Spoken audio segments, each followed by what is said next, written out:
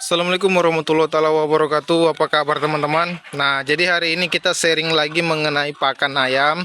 Jadi saya mau keluar dulu karena yang akan kita bahas hari ini mengenai pakan azolla. Jadi kebetulan tempat budidaya azolla kolam besarnya itu kan ada di luar. Nah, jadi kita akan keluar dulu sebentar untuk menunjukkan. Nah, kemarin kebetulan ada yang bertanya mengenai azolla, cara pembudidayaan azolla itu seperti apa yang baik agar hasilnya maksimal. Nah, jadi untuk kolam azolla kita ada di sana teman-teman, di luar. Kenapa kita nggak taruh di dalam? Karena di dalam itu sudah sangat sempit ya teman-teman ya. Nah, jadi azolla itu ada kita budidayakan di luar kandang, tapi nggak terlalu jauh dari kandang ya. Cuman beberapa meter saja ya teman-teman ya. Jadi hari ini saya share kembali mengenai informasi cara membudidayakan azolla agar hasilnya maksimal seperti berikut ini teman-teman. Nah, jadi farmnya ada di sana teman-teman. Bisa teman-teman lihat ya. Nah, jadi di sana azollanya di sini. Awalnya kita buka 3 kolam, cuman 2 kolam lagi terlalu rendah. Nah, nanti akan kita dalamkan lagi seperti yang ini ya. Jadi yang di sana airnya selalu habis karena sumber mata air nggak ada. Jadi kurang dalam lah intinya gitu. Nah, jadi kita akan share kembali informasi mengenai cara budidaya ataupun cara memulai mengembangkan ataupun membudidayakan azolla teman-teman. Nah, oke teman-teman, ini dia kolam azolla kami berukuran 4 dikali 7. Nah, jadi di sini panjangnya itu 4 meter, lebarnya sekitar 7 meter. Nah, jadi ini bisa kami panen sekitar 10 kilo per harinya azollanya. Nah, jadi untuk ukurannya itu untuk kolam itu bebas ya, menyesuaikan tempat kalian kalau pengen memulai. Nah, cara memulainya itu sebenarnya sangat gampang. Yang pertama, kalian menyediakan bibitan azolla yang memiliki pertumbuhan yang bagus. Untuk mendapatkan bibitan azolla ada 2 cara. Bisa kalian beli di online shop ya, ataupun toko-toko online lainnya, atau bisa kalian dapatkan langsung dari alam. Bisa kalian kunjungi beberapa daerah perairan dangkal seperti daerah persawahan, danau-danau, cemberan ataupun parit-parit kecil lah ya, comberan maksud saya. Oke kawan-kawan, nah jadi ada yang bertanya kemarin cara memulai budidaya azolla untuk dijadikan pakan ayam ataupun pakan entok. Nah, jadi saya akan share kembali cara memulai budidaya azolla untuk sumber pakan alami ataupun pakan alternatif bagi usaha ternak ayam, ternak entok, dan juga unggas lainnya. Nah, jadi bisa teman-teman jadikan ini referensi ya. Untuk ukuran kolam kami di sini sekitar 4 dikali 7. Nah, jadi ke sana panjangnya sekitar 4 meter, lebarnya sekitar 7 meter. Per hari kami bisa panen kurang lebihnya 10 kilo dari kolam ini untuk diberikan ke ayam. Nah, jadi kandang kita ada di sana teman-teman.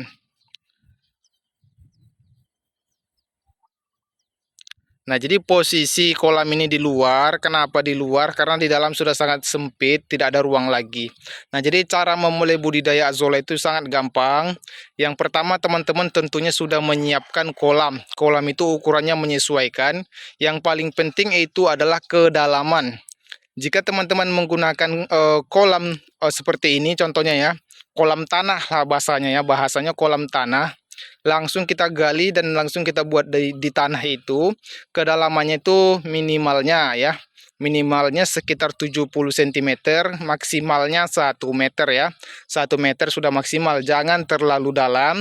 Kenapa? Kalau terlalu dalam nanti unsur hara dari tanah tidak dapat diserap oleh azolla sehingga perkembangannya kurang maksimal.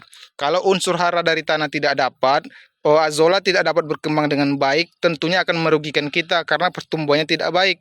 Nah, yang paling mengerikan ataupun paling parahnya, karena pertumbuhannya kurang baik akibat dari tidak mendapatkan unsur hara tanah, kita terpaksa menggunakan pupuk. Nah, pupuk ini kalau kita menggunakan pupuk tentu kita akan beli lagi ya kan. Kalau pupuk kimia untuk menyokong ataupun merangsang pertumbuhan azolla dengan baik banyak, tapi harganya lumayan mahal teman-teman. Makanya kami di sini sebagai budidaya, sebagai peternak lah ya, kami membudidayakan azolla sebagai sumber pakan alternatif apabila dikala pakan lagi darurat. Seperti yang terjadi beberapa bulan ini ya, di tempat saya untuk tepung ikan ataupun konsentrat dan jagung sangat sulit didapatkan. Nah, jadi kami membudidayakan azolla ini untuk keadaan darurat, lagipun azolla ini memiliki kandungan kadar protein sekitar 35-45%. Nah, jadi dengan budidaya seperti ini kalian nggak perlu khawatir apabila kekurangan ataupun ketergantungan dengan pakan pabrikan. Nah, lagipun kalau pakan pabrikan tidak tersedia, azolla seperti ini bisa solusi untuk pakan ternak kita. Nah, jadi kami di sini memaksimalkan potensi pertumbuhan azolla tetapi meminimalisir pengeluaran untuk pembelian pupuk. Gimana caranya? Kedalaman kolam kami buat sekitar 1 meter agar nanti akarnya itu, akar daripada azolla itu dapat menyerap unsur hara dan juga nutrisi yang ada di dalam tanah dan juga di air. Kemudian kami menggunakan pupuk organik ataupun pupuk alami berbahan dasar kotoran ayam yang difermentasikan dengan sekam. Nanti akan kita bagikan juga cara membuat pupuknya teman-teman. Jangan lupa subscribe makanya. Aduh maaf ya. Jangan lupa subscribe biar kalian dapat notifikasi ataupun informasi pemberitahuan kalau saya upload video terbaru. Nah, jadi saking suburnya teman-teman, selain azolla di sana juga tumbuh kangkung-kangkung liar. Bisa dilihat ya teman-teman. Nah, jadi pembuatan pupuk yang kami lakukan itu berbahan dasar kotoran ayam. Nah, jadi kotoran ayam kami fermentasikan untuk kami jadikan pupuk untuk diberikan kepada azolla sehingga azollanya berkembang menjadi kembali pakan ayam. Nah, jadi dari ayam untuk ayam tanpa modal teman-teman. Cukup membeli 1 kali bibit azolla atau mendapatkan 1 kali bibit azolla. Selanjutnya siklusnya itu bergantung daripada ayam. Ayam itu kita besarkan, kotorannya kita jadikan pupuk, kita berikan ke azolla atau kita masukkan ke dalam kolam azolla. Azolla berkembang dengan baik, subur, kita panen, kita berikan kembali ke ayam, ya kan? Nah, jadi dengan begitu tidak banyak pengeluaran. Maka dari itu kawan-kawan, saya rekomendasikan untuk memulai daripada pembudidayaan azolla yang baik, kalian gunakan saja kolam tanah seperti ini kawan-kawan. Dalamnya sekitar 70 sampai dengan 1 meter agar nutrisi daripada tanah ataupun unsur haranya dapat diserap daripada tumbuhan air yang bernama azolla ini. Kalau kita menggunakan kolam terpal, boleh nggak? Boleh, boleh sekali. Bahkan kalau kita bisa ya, kalau saya rekomendasikan ya, kalau dapat buat kolam seperti ini aja, jangan kolam terpal. Kenapa? Kolam terpal itu kita banyak modalnya. Pertama kita membeli terpal, kemudian kita tetap aja membuat galian seperti ini untuk menempatkan ataupun memasang kolam terpal tersebut teman-teman. Malahan modalnya lebih gede daripada kolam seperti ini kawan-kawanku. Nah, jadi kolam terpal lagi ada keunggulannya, ada kerugian masing-masing dari setiap kolam ya. Kalau kolam terpal itu bisa lebih gampang kita kontrol teman-teman, untuk pH air, untuk kandungan yang ada di dalam air, karena itu kan kolam terpal itu kan tertata terapi, terintegritas. Jadi kita bisa mengontrolnya berapa kandungan pH air, berapa pupuk yang akan kita masukkan, berapa hasil dari panen bisa kita kalkulasi. Berbeda dengan kolam seperti ini kawan-kawanku. Jadi kolam seperti ini, nah kalau ini kan lagi hujan nih, hujan gerimis nih ya kawan-kawan. Kalau hujan seperti ini, kandungan daripada pH air ini bisa berubah kawan-kawan. Bisa berubah, syukur-syukur kalau hujannya itu tidak panjang atau tidak berhari-hari. Kalau berhari-hari saya khawatir juga teman-teman nanti airnya melimpah ataupun meluap, jadi azollanya berserakan kawan-kawan. Nah, sempat kemarin kepenuhan sampai ke sini karena hujannya 3 hari kawan-kawan, tapi belum pernah kejadian banjir sampai merembet ya. Sampai keluar-keluar nggak pernah teman-teman. Jadi kalau kita gunakan kolam seperti ini, kita nggak perlu repot membeli ataupun memikirkan pupuknya karena sudah ada unsur hara dari tanah ataupun sudah ada mikroba dari air. Nah, kemudian kita tinggal berikan pupuk alami, hemat modal, hemat pengeluaran, hasil maksimal seperti ini. Nah, kalau kolam terpal itu bisa kita maksimalkan potensinya kawan-kawan. Kalau kita pengen panen banyak dari kolam terpal, bisa kita tambah pupuknya. Tetapi yang namanya terpal kita beli, pupuk juga kita beli. Kemudian untuk memperbaiki pH air bisa kita kontrol. Kalau ini nggak bisa kawan-kawan. Ini kita nggak bisa kontrol pH airnya dikarenakan air tetap bertambah dari hujan, dari sumber mata air, entah dari mana tetap masuk air ke sini.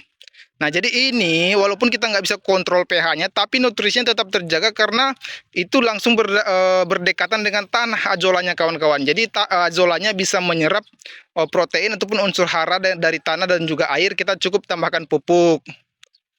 Nah, jadi itu dia rekomendasi saya kalau pengen memulai usaha pengembangan azolla, kita berikan ke ayam ataupun ke entok, atau kalian mau budidayakan untuk diperjualbelikan juga terserah kalian.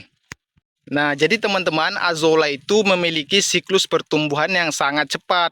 Contohnya kalian masukkan bibitnya di hari Senin, dalam 1 minggu bibit itu akan mulai menyebar. Nah, jadi untuk pengembangan awal membutuhkan waktu 1 bulan untuk mengisi full 1 kolam ini kawan-kawan.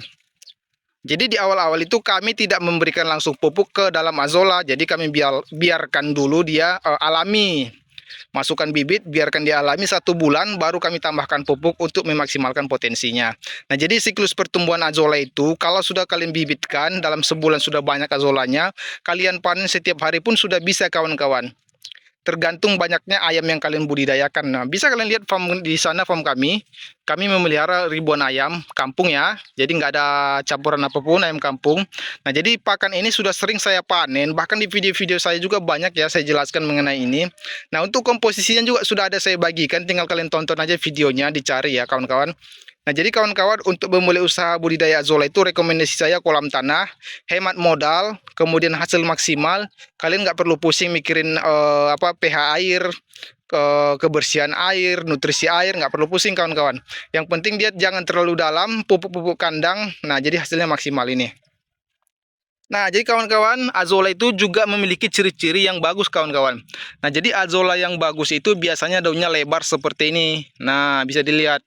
Kalau dia azolla yang kurang bagus, dia daunnya itu tidak melebar, warnanya juga menguning, agak menguning keemasan gitu kawan-kawan.